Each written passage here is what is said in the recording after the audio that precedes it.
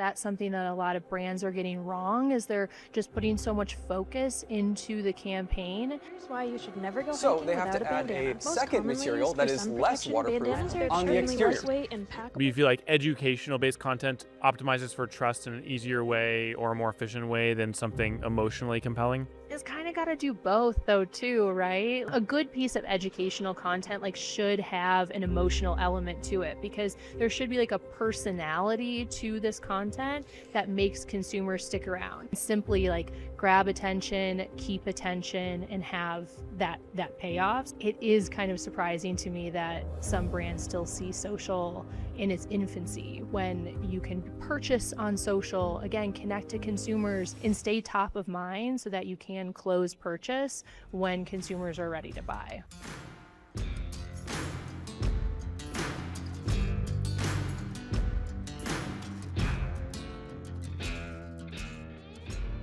Laura, welcome to the Backcountry Marketing Podcast. Thank you. It's good to see you. We are here on, could you call this day 1 or day 0.5 of the HikeExpo? Day 0? Day 0, fair enough.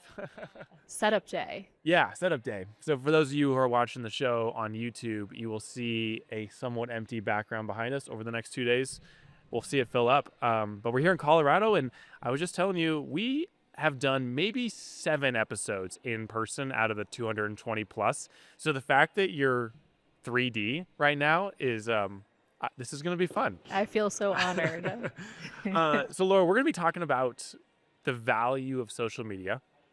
And obviously that's a pretty abstract kind of place to start. But I think there's so many things we can talk about, especially given your background as the former head of social at Columbia. Can you kind of just give us like a thesis on why is social valuable today? I mean, social is so valuable today because that's where consumers are spending so much of their time. I feel like it used to be so delineated between this age demographic is spending time here and this one there on this platform, but I feel like gone are those days. Everyone is everywhere. And so and not everyone's in the consumer shopping mindset all the time. So in order to stay in front of consumers and provide value to them when they're not shopping, I feel like social is the place to do that. Really to build your brand, connect with customers. There's so many ways to use it these days too. So I feel like it really is important to put effort in. And I don't think that means putting effort into every single platform out there, but really understanding where you can create, like for what platform you can create content, like where can you put forward that effort, and then concentrating the effort on those platforms. So what's interesting, and you were sharing this with me when we were doing an intro call a week ago, you were saying like social, it's such an integral role. However, in the outdoor industry, there are still so many brands that either don't have social teams or their social is delegated to an intern or a very junior person. And social is almost treated like this afterthought. And you're not the first person that's noted this. Marin, who connected us, has said a very similar thing. It's like social is still has this perception of being, well, how would you describe it? What is the perception of social? I think you mentioned it, being an afterthought or just not as important. And I think for some people and some brands, it can be intimidating too. You know, if you have stretched resources, it can feel really insurmountable to have a presence on social media. But I think that's needs to be something that we don't talk about anymore. Like it's possible for brands, no matter what size, to put forward your brand and connect with your consumers on social. And I think it is unfortunate how many brands, I think you would be surprised by, that do have, you know, one social person who's having to do everything, or someone whose job is social plus something else. And it is kind of surprising to me that some brands still see social in its infancy, when you can purchase on social, again, connect to consumers, get real feedback, provide value for your consumers, and stay top of mind so that you can close purchase when consumers are ready to buy.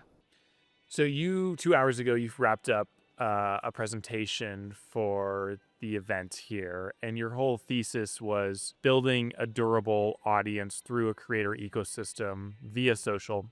and relying less on the typical campaign model that, the annual brand campaign or the 2-season campaign that the industry often falls within. Can we talk about campaigns, and can we talk about how you feel about them? Because I have a lot of opinions, no, but a lot of it isn't grounded in the inner workings of a big company like you have experience with. So tell me how you feel about campaigns. And I guess the second part of that question is, there's a huge opportunity with social when you consider what campaigns can't do very well. And can you share more about that? Yeah. I mean, I do think that campaigns are still very important, but I think that's something that a lot of brands are getting wrong is they're just putting so much focus into the campaign. So again, you just I was talking about this earlier. You have these moments in time where you're activating influencers, you're activating creators, you're showing up in that way on social, and then you go dark again until the next one. And I feel like all that momentum you were starting to build just stops, and the algorithm isn't serving the content as much anymore, and you really don't have a lot of value to show. But when you're executing campaigns in tandem with really having this ecosystem of creators that are partnered with your brand long term, you're making content with regularly, that helps boost the performance of campaigns too. So I think that's something that a lot of brands are getting wrong, is just going after those campaign moments and not thinking about who can be those long-term partners with the brand,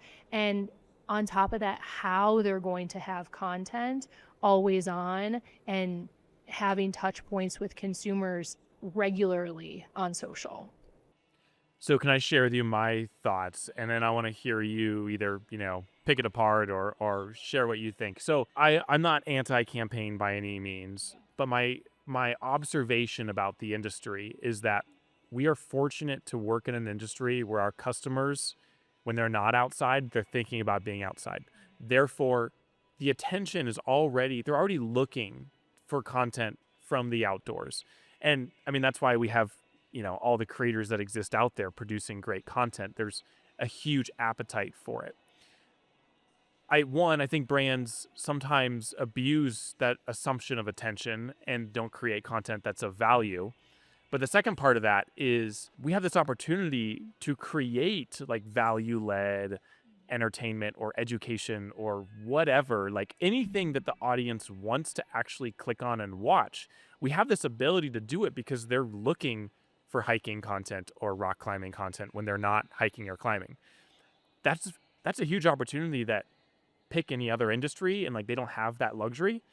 And then they have to find creative ways to show up in a campaign and interrupt your attention. And so that's like my whole rub with this campaign model. It's like you said, we're going to show up in spikes. We're going to interrupt your time.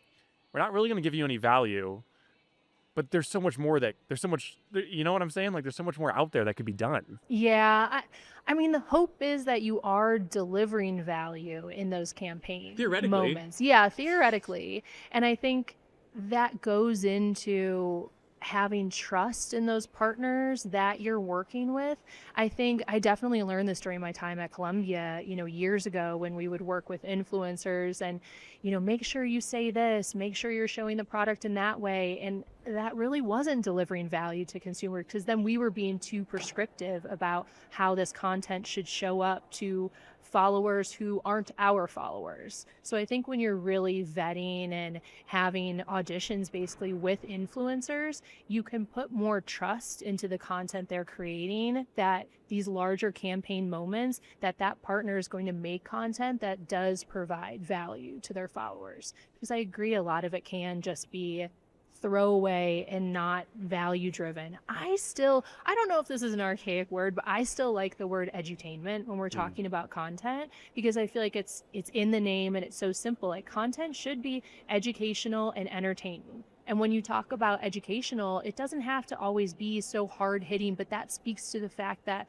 there needs to be some value in it, some takeaway for the consumer. And it has to straight up be entertaining, because otherwise you're going to get scrolled past in the feed. So I think like thinking about, is this edutainment type of content, is a good barometer to make sure that we're not just putting slop out there in the feeds.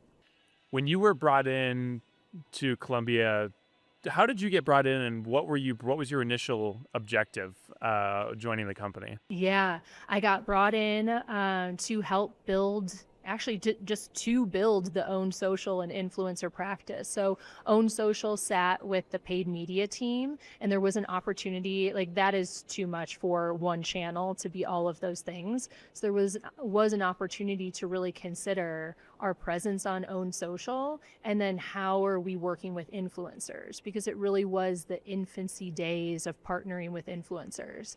And when I was first brought in, it was very much, the content was little people big world, we were calling it, where it was like sweeping outdoor landscapes, and you have someone at the top of the ridge, and maybe they were in Colombia, and maybe they're not. So it was a lot of like pretty picture content, and this was well past the era where pretty picture content was the popular thing on Instagram. So we definitely had some catching up to do. And so it was my job to really consider, how are we putting forward the brand on social? And this was with, not a lot of brand direction at the time as well.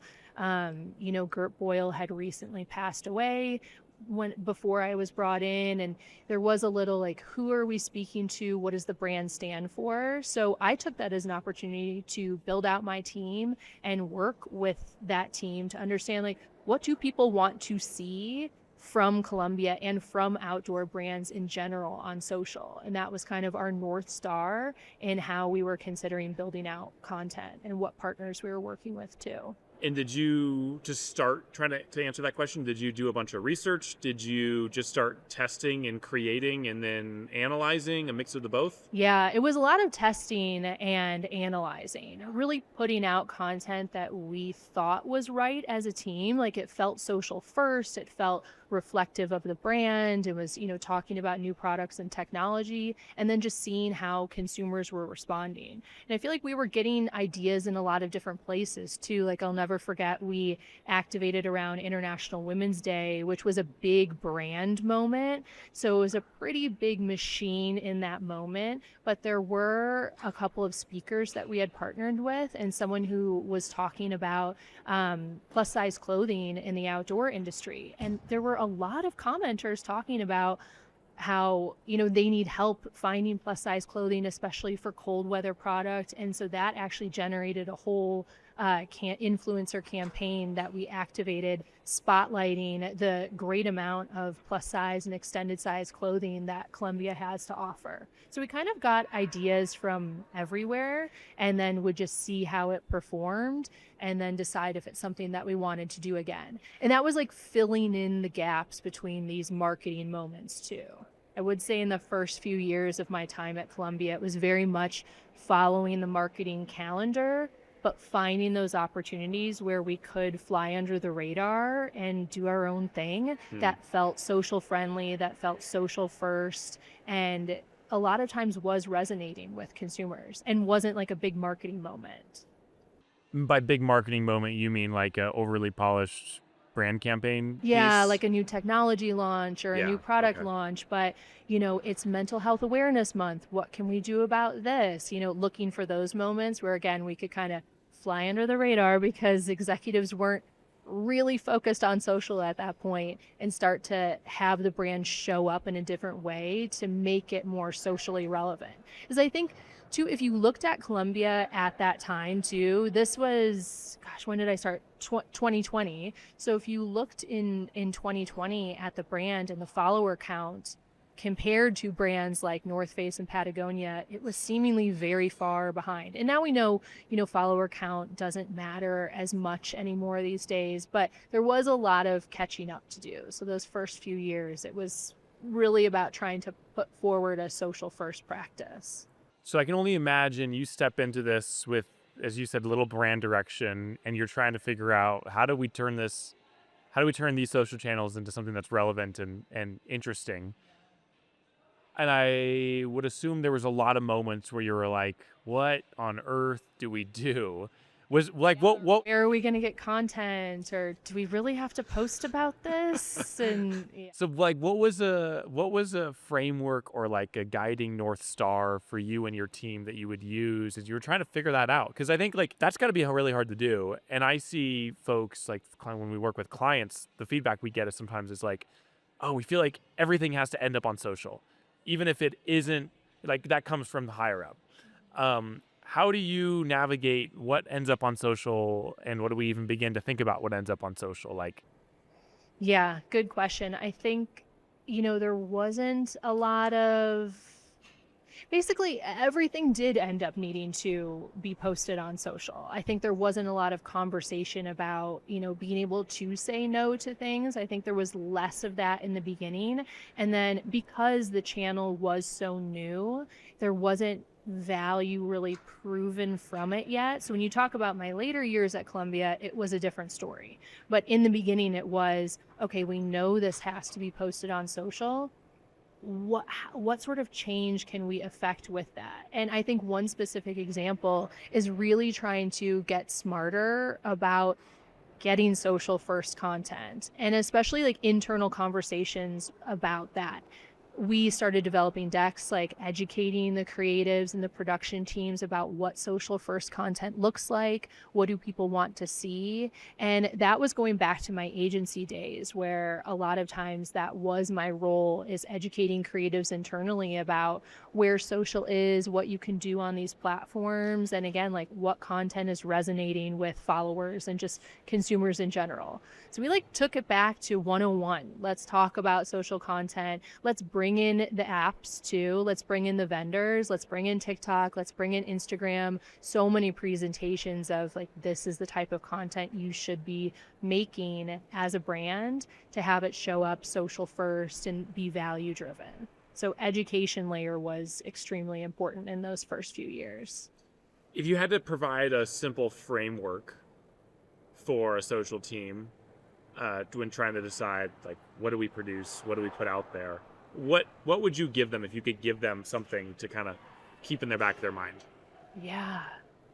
I mean, we've been talking about it, but make sure that there is a takeaway for the person who's looking at the content, whether they're watching it or it's a photo. I think you need to, even if it is talking about a new product, like that could be the value takeaway.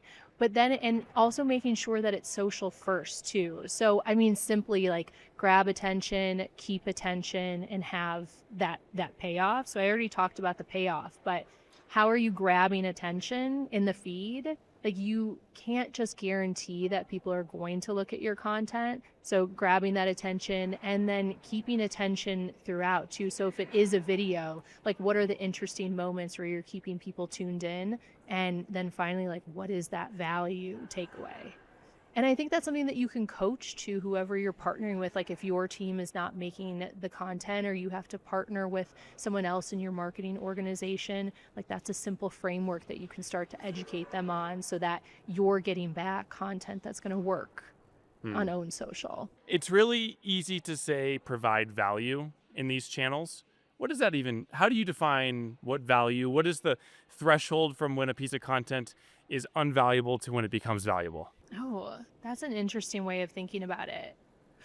I mean, I would kind of like reframe that. I feel like value does seem like a big word, and it doesn't have to be so big. Value could be a laugh in content, like provide something funny. But I think where consumers just feel drained and feel like this content is not for me is when you're just pushing out messaging or pushing out an idea and there isn't anything for them. So again, like breaking down the word value, it can be detailed into, like breaking down the technology and why it matters for you as a consumer. Or again, it can just be a moment of humor.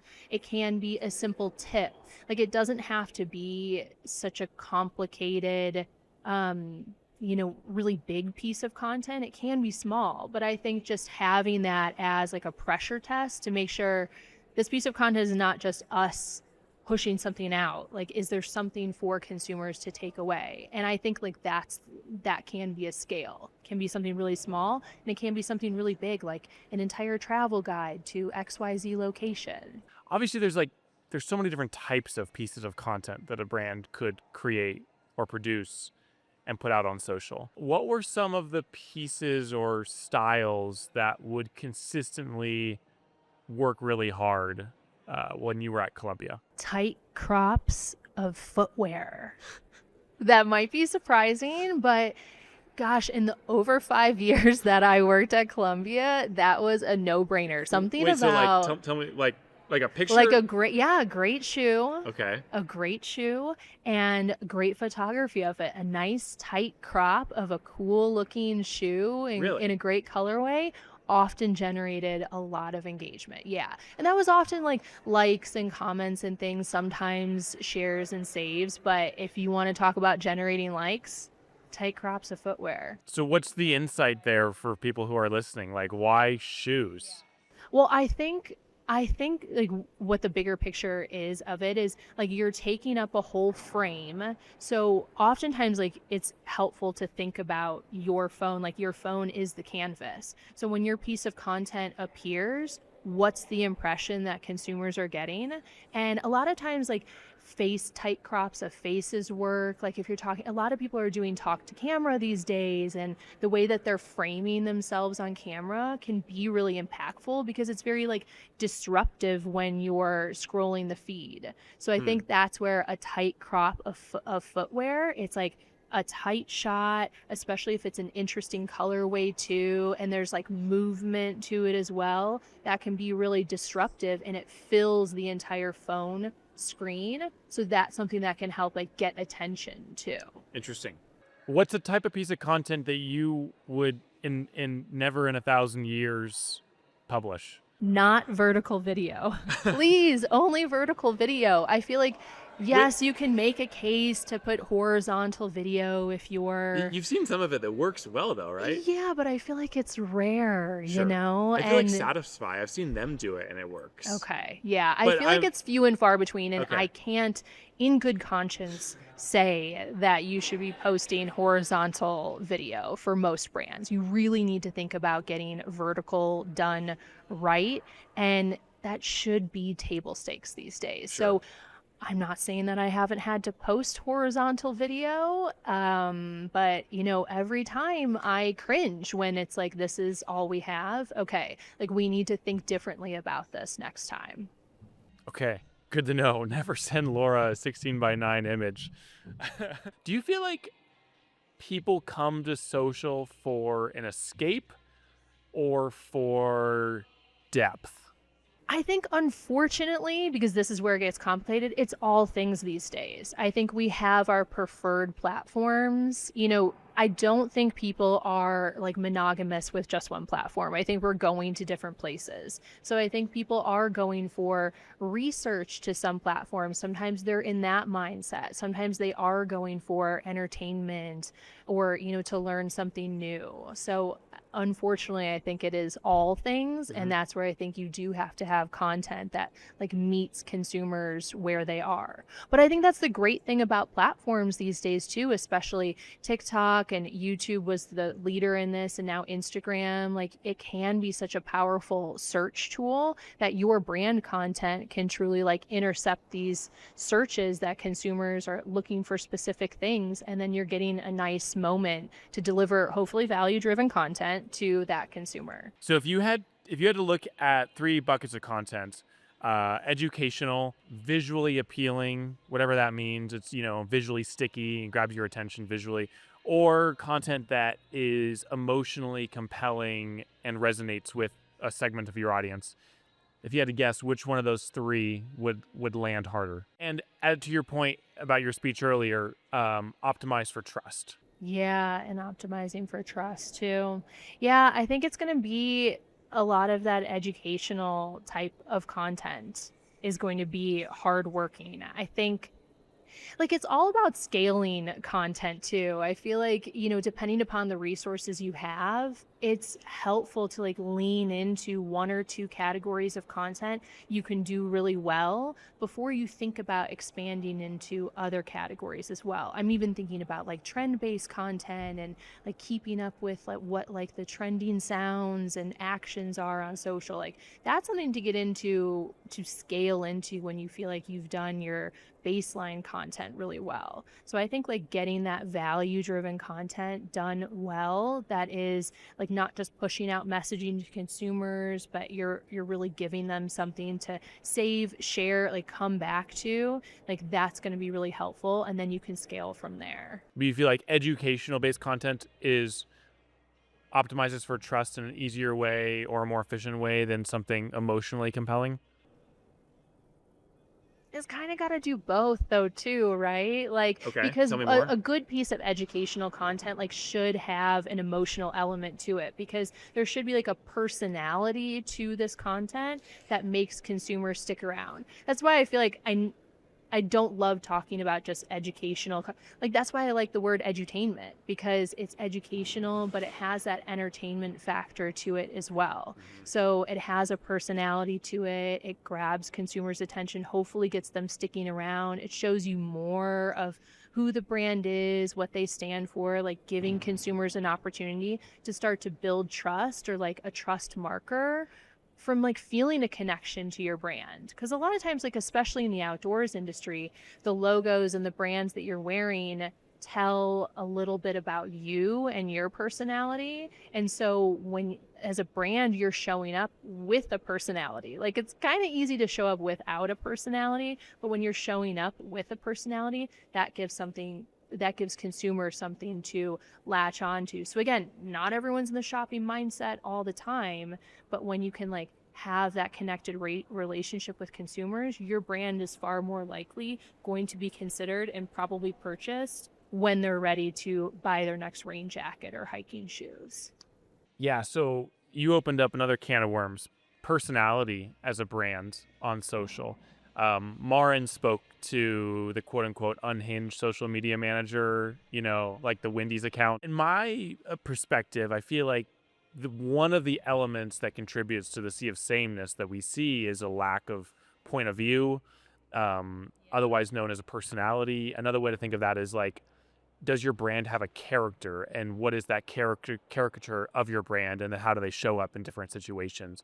Can you tell me about personality, point of view? How important is that or not? I think it is important, because I think you touched on the key point. Like it's very easy, especially in the outdoor industry, for there to be this sea of sameness. So it is like, what makes your brand different? Yes, you can get into product details and all of that, but Which most of the time aren't that different. yes, that's true too. But also, yeah, it is again like this marker of why I would want to wear your brand compared to another brand, because it says something about me in the best case, which means that your brand has like a point of view, it has a personality, it's known for something.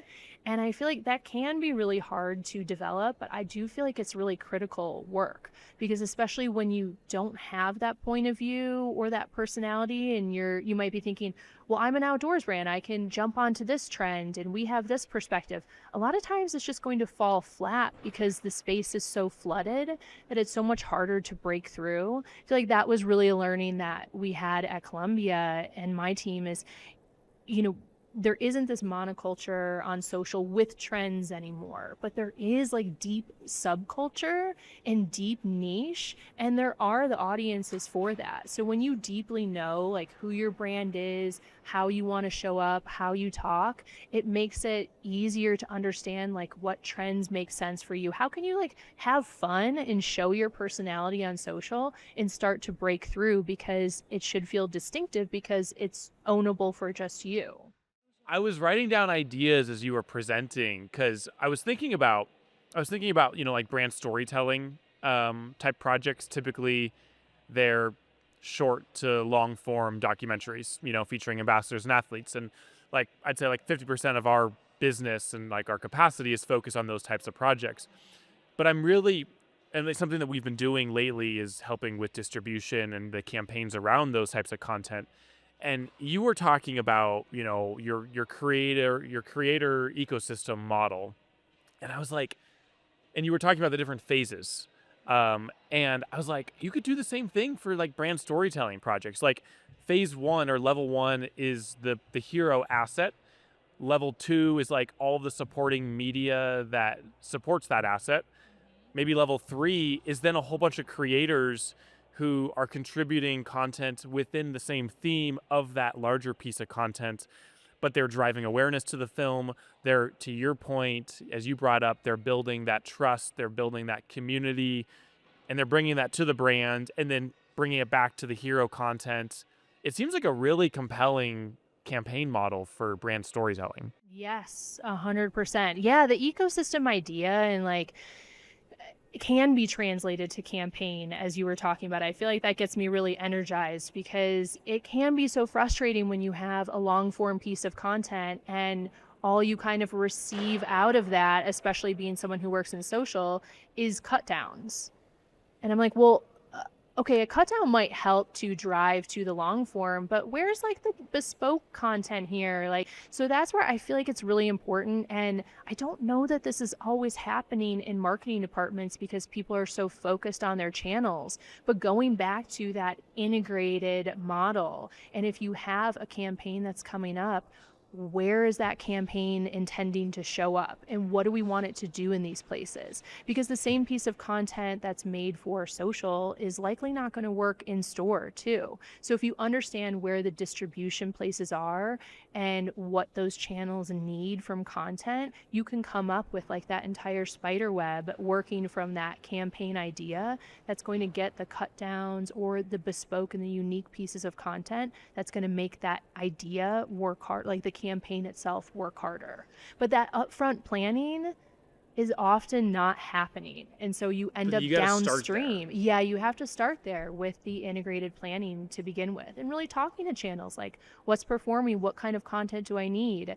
I'm sure production teams and producers out there are going to talk about the budget costs with that. But that's where I think you can partner too. So you were talking about like, okay, let's bring a creator in here to make a little bit more cost effective elements of content that are going to work on some of the channels, like not for the TV or the OLV, like we'll go, higher production on that, but to truly make it an integrated ecosystem that's working as hard as you can, like you need to have like the content pieces in place. It seems like such a more, I don't know, respectful thing to do as a brand, like design a campaign like this. It's like, oh, we're gonna put our audience first. We're actually gonna consider them guests. We're gonna honor their time. It's not like the business case doesn't support that also is valuable. It gets me excited too. Like there's so much opportunity out there and all the different things you could do. And it's like all audience led. It's all audience first. Yeah. And it's a lot of like that. It's being really thoughtful with the content you're creating too, because like I feel like that happens so often and it can be such a bummer when you create a really beautiful piece of content and brand is really excited about it, but no one sees it. And I feel like that can often happen, like a piece of content falling flat, often because you're not thinking up front of like what audience this is trying to serve, where it's going to even show up, how it's going to be distributed, but you've made the piece of content. So now, channel leads are expected to distribute it.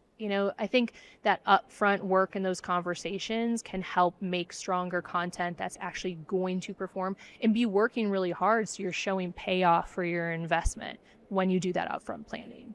Have you done any looking into the value of building an audience today, comparing the cost to do so, but the cost of not doing so? And I guess within context of like the world of paid media and increased acquisition costs and what you talked about earlier, renting attention versus building an audience that inherently creates durability as a brand. Have you looked into that much? That's a really interesting topic. I feel like it would just be sort of anecdotally me thinking about it. Because yes, I feel like I've been hearing this more and more, like on the performance side, that the cost of customer acquisition is increasing. Because there used to be like not necessarily pay to play, but like a math that went into it. If we're putting this much money into XYZ channel, we can expect to see this many customers. And I think we are like reaching that saturation point of that. But to me, that comes back to building brand trust. Like, you wouldn't have to just go after consumers so much to bring them in for their one-time purchase where They they're were probably already there in your ecosystem. yeah. Then Yeah. it's more of like a reminder and a nudge because you've built trust with them. With trust comes loyalty and repeat purchase. And so it wouldn't have to be so much investment to bring in new customers because you're working on retaining and growing the ones that you already have. I'm like super bullish on this idea, on this concept. It seems like an absolute slam dunk. And there's a couple brands out there that are doing it really, really well. What's getting in the way from everyone else figuring this out? It's probably a lot of like integration and planning because I think it can be so easy to, and to no one's fault, like a lot of times marketing departments are stretched. They don't have enough resources. They have, the priorities that are not only from, campaign and marketing perspectives for their own channels that they need to execute. So there's a lot of things that they're balancing. So when it comes to these like campaign moments or really connecting with other channels, it's hard to carve out that time. So I think it would be really helpful if most marketing departments had really like an integrated planning lead whose job it was to facilitate that communication, make sure that the channels were working together. I feel like a lot of times that ends up coming from a really strong agency partner, which isn't necessarily a bad thing, but a strong agency partner who's connected to so many elements of the business, they're often the ones that are recognizing the opportunities and connecting those dots because it's just marketing departments, again, being stretched thin, not having the resources, finding it tough to think outside of their channel because, of course, they have a lot of things on their plate. But I think like opening up that opportunity for those conversations to happen in the beginning between channels is going to be far more impactful. Yeah, I think it is really like that lack of time and space for planning and Yeah. then that working together, or again the integration, that's going to stretch budgets farther and make the activations that you're doing work harder too. So your whole idea was, bring creators in a much more integrated way than influencers are historically brought in. Do you feel like bringing creators in this model is akin to an athlete roster team? I think it's different than an athlete roster. I think, I think that's a whole other route that I don't want to open the can of worms. I know we have limited time to talk about, but I think how brands use athletes and really true signed ambassadors is different than how you're than working with creators. So I think when you're working with creators, you're really building that bench and that you can go out to have like that ongoing content for all the points in the consumer journey and to be at the ready to make bespoke content for your brand too, and like the needs of your brand. But I do think that's different than how you engage athletes and ambassadors. I see. So the title of your presentation was what? Building. Stop renting attention, that's start building it, the case Yes. for creator ecosystem. Yes. So how does working with creators stop renting attention? Are you referencing the paid media side of it? Or because I would look at that model and be like, well, the brand isn't the one that's producing the content. They don't own, maybe they do own the content legally, but like it's not inherently branded content, it's brand plus creator content. What's your perspective on that and this concept of stop renting attention? Yeah, I think it's that point of building longer term partnerships so it doesn't just feel like you're having these one-off activations with influencers. And a lot of times these one-off, couple times a year campaigns could be a totally new group of influencers that you're working with every time. So to me, that speaks to like we're renting attention Yeah. to those followers. And then goodbye, we're probably not talking to you again. Whereas if you have these creators that you have these longer term partnerships with, you're constantly showing up in front of their followers and again, like helping to build that brand trust and like those density metrics around brand trust. So more longer term as opposed to showing up, here's a quick activation and we're never working with this person again. So we probably won't show up to these followers again. So I've seen some brands take this model, but then their feed is entirely, it's 100% creator content. There's very little, if anything, from the brand itself. And then I have this question of like, well, who is this brand? All I'm seeing are just partner posts between the creator and the brand. What's a good I ratio? would avoid that. Yes. Yeah. I think a ratio maybe like 60-40, where, leaning a bit more into creator content, because I just think it performs better. It's more authentic, like it feels really social first, but you do need to balance that brand content that does need to show up. But then, you need to have those conversations and work with the teams making that content to make sure it's going to be platform right and social first. But yeah, I would say like 60-40. So leaning a little bit more into creator, because that has stronger performance, but balancing with brand content too. Certainly that needs to happen. And I think it is important to even like zoom out and take a look at your feed view, like how it's looking, at least every month, to make sure that you have that balance and you're not leaning too heavily. Yes, like people are not being served content chronologically anymore,